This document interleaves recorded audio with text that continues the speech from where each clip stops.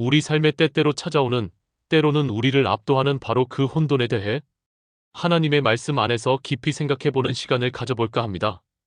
이 시간이 우리들의 마음에 큰 위로와 소망이 되기를 간절히 바라며, 창세기 1장 2절의 혼돈이라는 말을 생각해 볼 때 우리의 삶은 예측 불가능한 일들로 가득하며, 때로는 계획대로 되지 않는 상황들이 우리를 당황하게 만들고, 때로는 예상치 못한 어려움들이 우리를 깊은 혼란 속에 빠뜨리기도 합니다.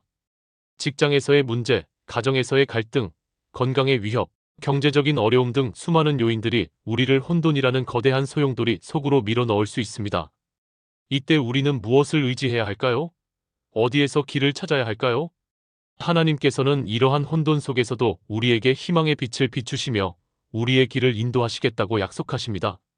간절한 마음으로 이 말씀을 듣고 우리들의 영혼의 평강이 넘치기를 소망합니다. 우리가 이 세상에서 살아가다 보면 혼돈이라는 단어를 참 많이 마주하게 됩니다. 뭔가 복잡하고 질서가 없고 방향을 잃은 듯한 그런 느낌이 들 때 우리는 혼돈스럽다고 말하곤 하죠. 마치 안개 낀 길을 걷는 것처럼 앞이 보이지 않고 어디로 가야 할지 모를 때 우리는 깊은 혼돈을 느끼게 됩니다. 성경은 이 혼돈에 대해 뭐라고 말씀하고 있을까요? 그리고 우리가 이 혼돈 속에서 어떻게 흔들리지 않고 하나님의 인도하심을 받을 수 있을까요? 우리는 단순히 이 혼돈을 피하거나 외면하는 것으로는 해결할 수 없습니다. 진정한 평강은 혼돈을 직시하고 그 속에서 하나님의 뜻을 찾는 데 있습니다. 창세기 1장 2절은 이렇게 말씀합니다. 땅이 혼돈하고 공허하며 흑암이 깊음 위에 있고 하나님의 영은 수면에 운행하시니라. 이 구절은 창조 전의 상태를 묘사하며 하나님의 질서가 임하기 전에 세상이 어떠했는지를 보여줍니다. 하나님께서는 이 혼돈 속에서 질서를 창조하셨고 빛과 어둠을 나누시고 하늘과 땅을 만드셨습니다. 이처럼 하나님은 혼돈의 창조주가 아니라 혼돈을 다스리시는 분이십니다. 이것은 우리에게 큰 위로와 용기를 줍니다. 우리의 삶에 혼돈이 찾아올 때 하나님께서는 그 혼돈 속에서도 하나님의 계획과 질서를 가지고 계시다는 것을 기억해야 합니다. 우리는 혼돈 앞에서 절망하는 것이 아니라 하나님의 능력을 의지하며 나아가야 합니다. 하나님께서는 우리의 혼돈을 질서로 바꾸실 수 있는 전능하신 분이십니다. 조던 피터슨이라는 분의 12가지 인생의 법칙이라는 책을 보면 세상은 혼돈과 질서로 이루어져 있다고 이야기합니다. 이 말은 참 많은 것을 생각하게 하죠. 인간은 오랜 시간 동안 이 혼돈 위에 질서를 쌓아 올리며 살아왔다고 합니다. 마치 하나님께서 천지를 창조하실 때 혼돈하고 공허하며 흑암이 깊음 위에 있던 세상의 빛을 창조하시고 궁창을 만드시고 땅과 바다를 나누시며 질서를 세우신 것처럼 말입니다. 이처럼 질서의 창조는 단순한 물리적 행위를 넘어 존재의 의미와 목적을 부여하는 신성한 행위입니다. 우리의 개인적인 삶에도 이 원리는 그대로 적용됩니다. 우리의 마음이 혼란스럽고 관계가 뒤엉키고 미래가 불확실할 때 바로 그때가 혼돈의 순간인 거죠. 이러한 혼돈은 때로는 우리를 무기력하게 만들고 삶의 의지를 꺾기도 합니다. 하지만 우리는 이 혼돈을 그저 바라보고만 있어서는 안 됩니다. 혼돈을 회피하는 것이 아니라 혼돈에 맞서 싸워 질서를 세우는 것이 중요하다고 합니다. 이것이 바로 우리가 삶의 책임을 다하고 적극적으로 노력하는 자세라는 것입니다. 혼돈 속에서 방황하는 대신 우리는 용기를 내어 주도적으로 삶을 개척해 나가야 합니다. 여러분, 지금 혹시 여러분의 삶에 혼돈이 찾아왔다면 그 혼돈을 마주하고 질서를 세울 용기가 필요하다는 것을 기억해 주세요. 그것이 바로 하나님께서 우리에게 주신 지혜이자 능력입니다. 혼돈은 우리를 성장시키는 기회가 될 수 있습니다. 우리가 혼돈 속에서 하나님의 인도하심을 구할 때 우리는 더욱 강하고 지혜로운 존재로 거듭날 수 있습니다. 이러한 혼돈의 한가운데에서 조던 피터슨은 기독교 신앙이 바로 이 혼돈의 해독제 역할을 한다고 강조합니다. 세상의 혼돈과 무질서가 마치 용처럼 준동하는 것에 비유하며 인간 문명과 도덕적 질서를 지키기 위해 이 용을 막아내는 것이 중요하다고 말합니다. 이 말씀은 우리에게 큰 깨달음을 줍니다. 우리가 살아가는 이 세상에는 분명히 우리를 혼란스럽게 하고 우리를 넘어뜨리려 하는 어둠의 세력이 존재합니다. 마치 성경에서 사탄을 용에 비유하는 것처럼 말이죠. 요한계시록 12장 9절은 큰 용이 내쫓기니 옛뱀 곧 마귀라고도 하고 사탄이라고도 하며 온 천하를 꿰는 자라 그가 땅으로 내쫓기니 그의 사자들도 그와 함께 내쫓기니라고 기록되어 있습니다. 이 말씀은 영적인 전쟁이 실제함을 보여주며 혼돈의 근원이 어디에 있는지를 깨닫게 합니다. 하지만 기독교 신앙은 이 혼돈의 세력에 맞서 싸울 수 있는 영적인 무기와 지혜를 제공합니다. 예수 그리스도 안에서 우리는 죄와 사망의 권세를 이기고 하나님의 빛 가운데서 참된 질서를 발견할 수 있습니다. 우리가 예수님을 믿고 그분의 말씀에 순종할 때 우리의 삶은 혼돈에서 질서로, 어둠에서 빛으로 나아갈 수 있는 것입니다. 이것이 바로 복음의 능력이며 우리의 삶을 변화시키는 원동력입니다. 사랑하는 여러분, 우리는 이 복음의 능력을 믿습니다. 우리의 믿음은 혼돈 속에서 길을 잃지 않게 하고 오히려 혼돈을 해치고 나아갈 수 있는 용기를 줍니다. 고린도전서 14장 33절은 하나님은 무질서의 하나님이 아니시오 오직 화평의 하나님이시라고 말씀합니다. 이 구절은 하나님의 본성이 질서와 평강에 있음을 분명히 밝혀줍니다. 즉, 혼돈은 하나님의 뜻이 아니라 우리가 벗어나야 할 상태라는 것이죠. 여러분의 삶에 어떤 혼돈이 있든지 예수님 안에서 평강을 찾으시기를 간절히 원합니다. 그분만이 우리의 참된 피난처가 되시고 우리의 영원한 소망이 되십니다. 기독교는 과거의 여러 야만적인 관습들을 해결하고 인류 문명에 지대한 공헌을 했습니다. 노예 제도를 폐지하고 교육과 의료 시스템을 발전시키며 인권과 정의를 위해 싸워왔죠. 사랑과 희생의 정신으로 사회의 어두운 부분을 밝히고 약한 자들을 보호하며 소외된 이들에게 희망을 주었습니다.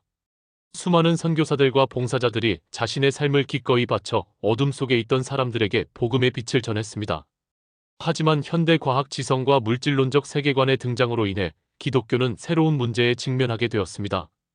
과학적 발견들은 때때로 성경의 기록과 충돌하는 것처럼 보였고 물질적인 풍요는 사람들의 영적인 갈급함을 무디게 만들었습니다. 니체 같은 철학자는 신은 죽었다고 선언하며 기독교의 가치 체계가 무너졌음을 비판했습니다. 이는 단순한 철학적 주장을 넘어 서구 사회의 정신적 기반이 흔들리는 거대한 변화의 시작이었습니다. 기독교가 지배하던 세계관의 자리를 내어주면서 인간은 허무주의와 전체주의 유토피아에 대한 환상에 빠지게 되었습니다. 삶의 의미와 목적을 잃어버린 사람들은 극단적인 이념에 매달리거나 쾌락주의에 빠져 공허함을 채우려 했습니다. 마치 방향을 잃은 배처럼 무엇이 옳고 그른지, 삶의 의미는 무엇인지 알 수 없는 혼돈 속에 빠져버린 거죠. 이 혼돈은 오늘날 우리가 경험하는 많은 사회 문제의 근원이 되기도 합니다. 도덕적 상대주의, 진리 부정, 극심한 개인주의 등 이 모든 것이 혼돈의 그림자라고 할 수 있습니다. 이러한 혼돈 속에서 사람들은 방황하고 서로를 불신하며 공동체의 붕괴를 경험하고 있습니다. 하지만 바로 이때 교회의 역할과 의미가 더욱 중요해집니다. 혼돈의 시대에 교회는 과연 무엇을 해야 할까요? 우리는 복음의 능력을 회복하고 세상의 소망이 되어야 합니다. 어떻게 하면 될까요? 각 성도가 하나님의 마음을 알고 실천하는 통로가 되는 것입니다. 우리가 예수 그리스도의 사랑을 삶 속에서 실천하고 하나님의 말씀을 따라 살아갈 때 교회는 혼돈 속에 빛을 비추는 등대가 될 수 있습니다. 에베소서 5장 8절은 너희가 전에는 어둠이더니 이제는 주 안에서 빛이라 빛의 자녀들처럼 행하라고 권면합니다. 우리는 빛의 자녀로서 어두운 세상에 하나님의 진리를 선포하고 사랑을 실천해야 합니다. 여러분 한 분 한 분이 하나님의 마음을 품고 이 세상 속에서 사랑과 정의를 실천할 때 우리의 가정과 직장, 사회는 혼돈에서 벗어나 하나님의 질서와 평강을 경험하게 될 것입니다. 교회의 사명은 단순히 건물을 짓고 예배를 드리는 것을 넘어 세상 속에서 하나님의 나라를 확장하는 것입니다. 우리가 바로 그 통로가 되기를 간절히 소망합니다. 우리가 서로 사랑하고 용서하며 섬길 때 세상은 교회를 통해 하나님의 임재를 느끼게 될 것입니다. 조던 피터슨의 12가지 인생의 법칙이라는 책은 직접적으로 기독교 서적이라고 할 수는 없지만 혼돈을 극복하고 의미 있는 삶을 살기 위한 실천적인 지침들을 제시합니다. 놀라운 것은 이 책이 성경에 나타난 보편적인 지혜를 바탕으로 삶의 방향을 제시한다는 점입니다. 많은 독자들이 이 책을 읽으며 성경의 권위에 다시 한번 압도되는 경험을 한다고 합니다.